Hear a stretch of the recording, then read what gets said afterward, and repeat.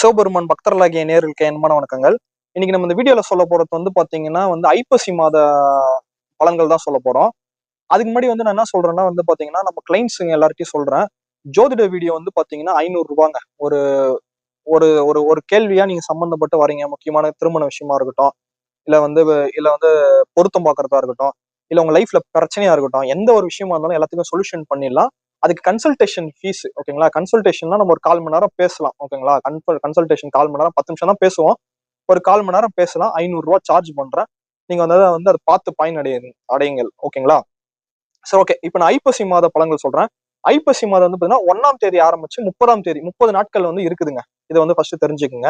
அதே மாதிரி பாத்தீங்கன்னா அக்டோபர் 18ஆம் தேதி ஆரம்பிச்சு ஐப்பசி மாதம் 1ஆம் தேதி ஆரம்பிச்சு நவம்பர் 16ஆம் தேதி 30 தேதி வரைக்கும் கம்ப்ளீட் ஆகுதுங்க. அதையும் புரிஞ்சுக்குங்க.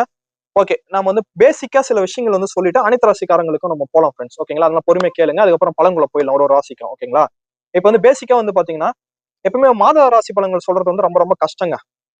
ஏன் கஷ்டம்னா, தினராசி பலன்கள் சொல்லிடலாம், வார ராசி பலன்கள் சொல்லிடலாம், வருட ராசி பலன்கள் சொல்லிடலாம், சனி பயிற்சி சொல்லிடலாம், குரு பயிற்சி சொல்லிடலாம், அதிசார பயிற்சி சொல்லிடலாம். திடீர்னு இப்ப குருவும் அதிசாரமா இருக்காரு, அப்புறம் சனி வக்கர நிவர்த்தியா இருக்காரு. இந்த மாதிரி பயிற்சி எல்லாம் டக்கு டக்கு டக்குன்னு சொல்லிடலாம். மாத ராசி பலன்கள் சொல்றது டஃபா இருக்குங்க. ஏன்னா ஒரு மாதத்துல 4 கிரகங்களுமே பயிற்சி ஆகிறதுக்கான வாய்ப்புகள் அதிகமா இருக்கும், ஓகேங்களா?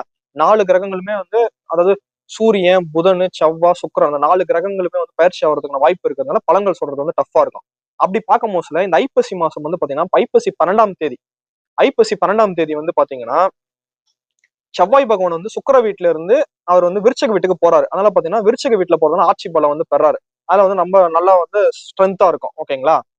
அதுக்கப்புறம் பாத்தீங்கன்னா சுக்கிர பகவான் ஐப்பசி 18ஆம் தேதி நீச்ச வீட்டுல இருந்து அவர் துலாம் வீட்டுக்கு போய் ஆட்சி பலத்துல பெறாரு. ஒரு 18 நாள் நீச்ச பவர் லெஸ்ல இருந்து அவரு. அதுக்கப்புறம் 18 நாள் கழிச்சு அந்த அந்த வீட்டுக்கு போறாரு. இந்த ஒரு விஷயம் நடக்குதுங்க. புதனும் புதன் சுக்கிரனோட வீட்லயும், சுக்கிரன் பகவான் புதனோட வீட்லயும் இருக்கிறதுனால பரிவர்த்தனையில இருக்கிறதுனால நீச்சமா இருக்கிறாரு சுக்கிரன். புதன் பலமா இருக்கிறதுனால இது பாத்தீங்கன்னா புதன் எவ்வளவு பலம் ஏறாரோ அவரோட பலத்தை கொஞ்சம் டிரான்ஸ்பர் பண்றாரு, கொஞ்சோண்டு கொடுக்குறாரு. அப்பனா சுக்கிரனோட பலம் எகிரும். இந்த மாதிரி விஷயம் இருக்கு, ஓகேங்களா? இதுதான் ஐப்பசி மாதத்துல சொல்லக்கூடிய பொதுவான விஷயங்கள் ஆகிட்டு நம்ம ஒரு ராசிக்காரங்களுக்கான பலன்கள் என்னன்னு சொல்லிட்டு பார்க்கலாம் ஃப்ரெண்ட்ஸ், ஓகேங்களா? நம்ம ஒரு ராசிக்காரங்களுக்கான பலன்கள் என்னன்னு சொல்லிட்டு பார்க்கலாம். ஓகே, பாத்தீங்கன்னா நம்ம அடுத்து சொல்ல போறது மிதுன ராசினியர்களுக்கு என்பனவர்கள் காதலில் வெற்றி அடைய போகும் மிதுன ராசிக்காரர்களே.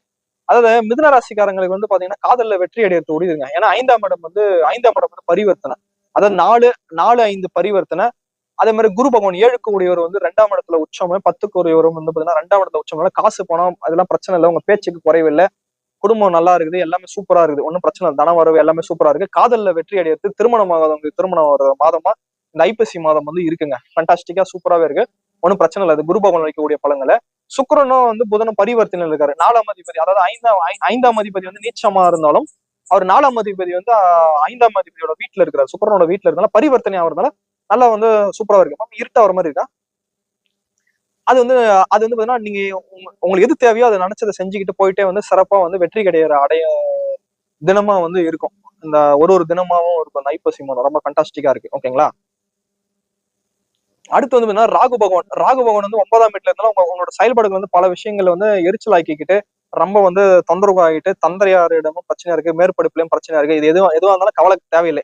5ஆம் இடம் 5ஆம் இடம் நல்லா வலுவா இருக்கு. 7க்கும் 10க்கும் உடையவர் குரு பகவான் 2ஆம் வீட்டுல உச்சமா இருந்தாலும் உங்களுக்கு நல்லதே தான் நடக்கும், நல்லதே தான் நடக்கும், சிறப்பாவே இருக்கும் பலன்கள், ஓகேங்களா? இதான் மிதுன ராசிக்காரங்களுக்கான பலன்கள், ஓகேங்களா? ஓகே, 30 நாள் இப்படிதான் இருக்கும் பலன்கள், ஓகேங்களா? செவ்வாய் பகவான் 6ல போயிட்டாரு. 5ல இருந்தவர் 6ல போனாலும் அது 6ல இருந்தவர் நல்லதான் செய்வாரு. கொஞ்சம் உங்களோட நடவடிக்கையால நீங்களே நிறைய விஷயங்கள் தானா செய்யணும் நடவடிக்கைகளை உங்களை நீங்களே வருத்திக்கிற மாதிரி இருக்கும், ஓகேங்களா? கொஞ்சம் ரத்தம் சூடாகுது, உடம்பு ஹீட் ஆகுதுன்னா கொஞ்சம் பொறுமையா இருங்க. அது சனீஸ்வரனோட பார்வையோட தீய பலன்களை ஏற்படுத்து, உங்களை தன்னறியாமலே கோவத்தை தூண்டுறதுக்கான விஷயமா இருக்கும், ஓகேங்களா? இது பாத்தீங்கன்னா மிதுன ராசிக்காரங்களுக்கான பலன்கள், ஓகேங்களா?